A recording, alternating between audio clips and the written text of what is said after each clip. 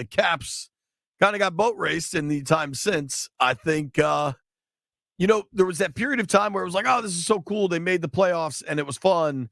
But now it's like, hey, Oshie's back hurts so bad he has to lay on the floor and urinating in a cup. Yeah. And they're just bottle. And they seem to be an organization at a serious crossroads. I disagree with what you just said, JP. Let me tell you why. Well, the Oshie thing he said. No. I know that. I disagree with it being a bad thing that we made the playoffs or any sort of. I didn't say that. I didn't say that. The connotation that it was like, we lost to the Rangers. They won the President's Trophy. They are a wagon of a team. Their special teams is outrageously good, power play and penalty kill. I thought we played very well 5-on-5 against them. But the second the Rangers went on the power play, it was over. And our penalty kill could not stop their power play. I believe they went 25 for 25 on the power play during the series. That aside, I think it's great that the young guys got playoff experience. I think it's great that this team believed in themselves all season, put everything together, and made the playoffs. It's like the power of friendship, the power of positivity, whatever you want to call it. I think a lot of positive things came out of this season. Carbs getting to the playoffs his first year as an NHL head coach.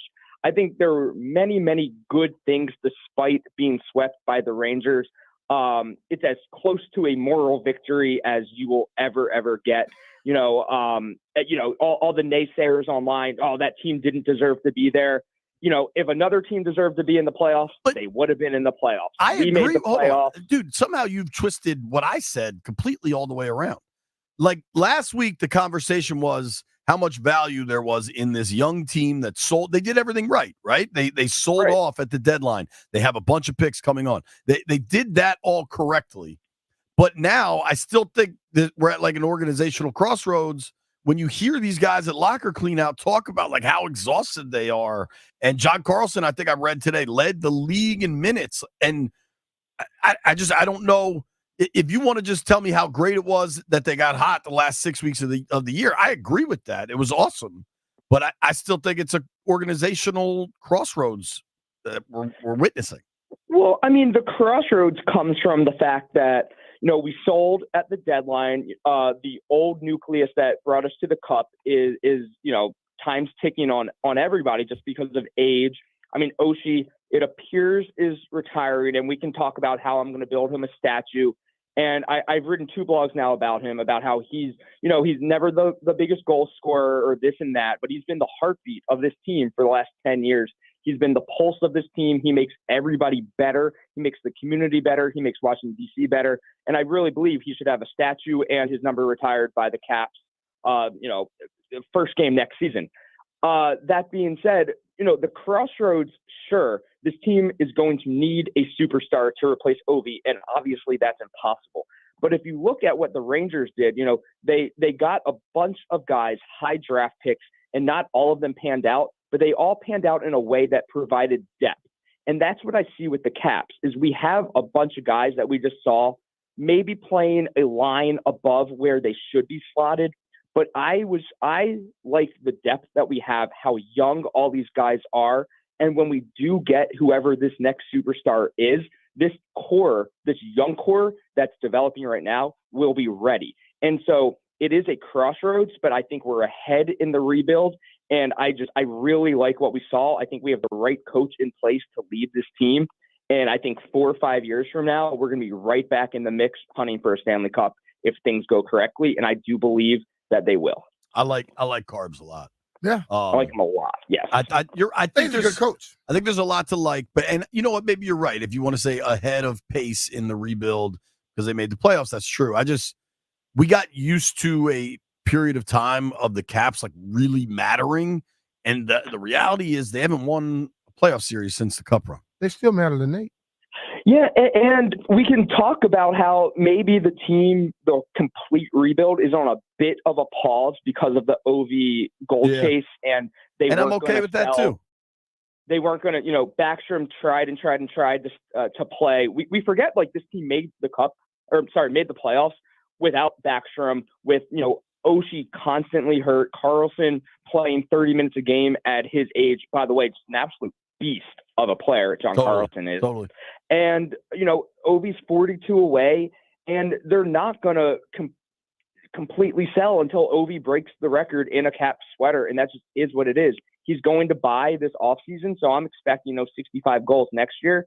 And then whatever happens after that happens after that. I don't think Ovi will ever play for another team. He said this morning that Tom Wilson is the heir apparent to the captaincy in DC, which I think everybody agrees and loves.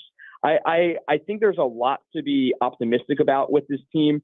Maybe, we're not going to win the President's Trophy next year, but why not battle for a playoff spot again next year, And I like that. I like being the gritty team. I like being the hungry team. And I love watching young players develop. I think it's an exciting time to be a Caps fan. Nate, I love your positivity, and I am going to go on a limb, Brian, as we switch gears, talking to our friend, Mr. Barstool Nate. You can follow Little Nate X at Barstool Nate for all the Nateaholics out there. Brian, I'm going out on a limb, and I'm going to say Nate Dogg loves the draft. Nate, what'd you think of the Commanders draft? Real quick to the Nateaholics. Sorry again for the not being on at 11 a.m. My people are going to talk to JP's people and figure this out. I love that it's on me. Well, I will say you got thrown under the bus by the behind-the-scenes people, and I said, I know this isn't JP's fault, and they doubled and tripled down on it being your fault. So I'm now throwing them under the bus JP's for throwing fault, you and under the partially bus. mine, too. Yeah. Yeah, you got to get your squad together. Well, hell, you didn't even know you were coming on today. You told us. JP, BMitch, there's a lot of people throwing you guys under the bus. I'm just here for the good vibes and the positivity. All right. That's all I can say. Good vibe. Listen, you're our friend. You're our actual friend. So we wanted to get this dude on from LSU that was only able to come on at 11. We talk to you every week. Yeah. No, I'm fine with it. Yeah. Obviously, I'm cool with it. Wilson was more important today. Expect me at 11. We have to be clear and upfront with them. I will never lie. Shout out to the Nateaholics. What do you think of the draft? Shout out to both of them. The draft was fantastic. I mean, I'm usually like, you can't really judge a draft until the guys play, blah, blah, blah, blah, blah. On paper, we had an A-plus draft. Obviously, when you draft a quarterback number 2 overall, the entire draft and the entire franchise hinges on that quarterback panning out.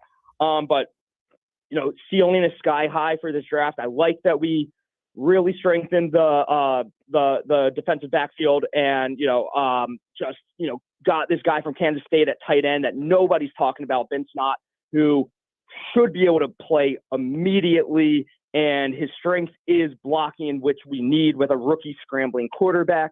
I think Adam Peters has his mind together. He knew how to fill the depth that this team sorely lacks. Luke McCaffrey, anytime you can get a McCaffrey DNA on your team, you got to do it. It's exciting. As exciting as it is to be a Caps fan right now, it's doubly exciting to be a Commanders fan. From top down, this team is operating the way an NFL team should operate. There's no doubt about it. And, it's only going to get better. We're going to finally get a stadium deal at some point. And Jaden Daniels is going to pan out and be the Hall of Fame quarterback we've been waiting for. Everything in Washington right now is fine. And we're not even talking about how the Nats fleeced the Padres in that Soto deal. And we have 3 future Hall of Famers from that deal. And the Wizards are about to get the number 1 pick in the NBA draft. Everything in DC is great. Will you order a Jaden Daniels jersey? Already did. What's crazy, JP, is I was thinking, because I was very anti buying anything when Dan Snyder was the owner. It was like my silent protest thing I was doing. It wasn't very silent, Nate. You made that protest pretty clear. Yeah. Did I just call it silent? Yeah, I think that was a pretty loud protest, I guess. Yeah, I haven't owned a jersey since, I don't even know. Heath Schuler. I can't even tell you. Michael Westbrook. I can't remember. Maybe I had Stephen Davis back in the day. But yeah, I think it's time to get a Jaden Daniels jersey. I truly do. I'm not a huge jersey wearing guy, but I own. When you order that, Wilson. get those other 2 too. If JP wears large, I wear extra large. I mean, BMitch, you have private jet money. I fly in other people's private jets. I don't have private jet money. About Nate's silent protest against Dan, I did a brief Google search here where I did Barstool Nate Dan Snyder, and the first headline from your silent protest is "Bleep Dan Snyder forever," Then if you scroll down a little, it says nobody will buy Dan Snyder's haunted mansion. Keep going. For the love of God, sell the team, you stupid piece of. Dan Snyder does not care about winning. I'm not sure it was a silent protest, brother. Yeah, I just typed the name Dan Snyder into the Barstool Sports backend. It appears I have written 307 blogs about Dan Snyder. Wow. And that's just with his name in the title. So who knows how many more. Right. Yeah. All right, not buddy. So silent. What was your favorite draft pick? Outside of Jaden. Non-Jaden obviously, division. Yeah, I would say getting Bensonot at 53, I think is huge. Everything I read about him is very optimistic.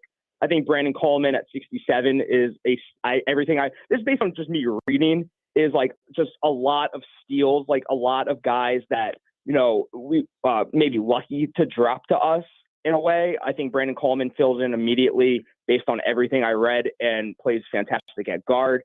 And as I said before, I like McCaffrey DNA. You get a McCaffrey on your team, you're immediately better. Also, I think maybe it was you, JP, said he's already our tallest wide receiver at 6'2", which I think is interesting. So yeah, McCaffrey, not, bigger than your standard slot receiver, but he has hands, ability to get open, and he's only played wide receiver for a couple years. So he's a raw talent, but he has the side speed and hands that you like in a guy. So, yeah, I think those after the Jaden pick, like every pick seems to fill a need that we have, and everybody has a very high ceiling. I cannot say enough good things about how this draft went.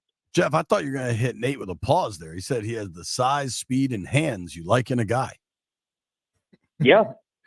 He's out of pocket. Take it any way you want. Nate's out of pocket, huh? We got to go, Nate Dogg. I appreciate you, man. Hey, I love you guys. Love the Nateaholics. See you guys next week. All right. See you, buddy.